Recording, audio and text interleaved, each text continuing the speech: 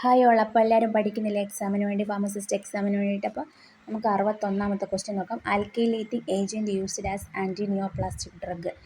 അതിലാണ് ഇതിൽ doxorubicin, vinblastine, methotrexate, nitrogen mustard. അതിൽ നൈട്രജൻ മസ്റ്റാർഡാണ് ഇതാണ് ആൽക്കൈലേറ്റിംഗ് ഏജൻറ്റായിട്ട് ഉപയോഗിക്കുന്നത്. Abrasive agent used dentifrice. ഇതാണ് അബ്രാസീവ്.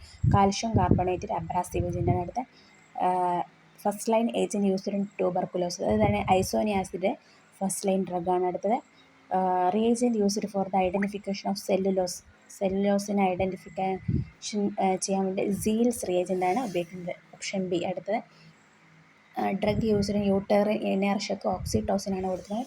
യൂട്ടറിൻ ഇനേർഷ്യക്ക്. അടുത്ത് dimethicone is the other name of silicone ഓയിലിനാണ് നമ്മൾ ഡൈമെത്തിക്കോൺ എന്ന് പറയുന്നത്. അടുത്ത drug used in ulcerative colitis സൾഫാസെലാസിനാണ്. അടുത്ത drug that act by lowering LDL level. ഏതാണ്?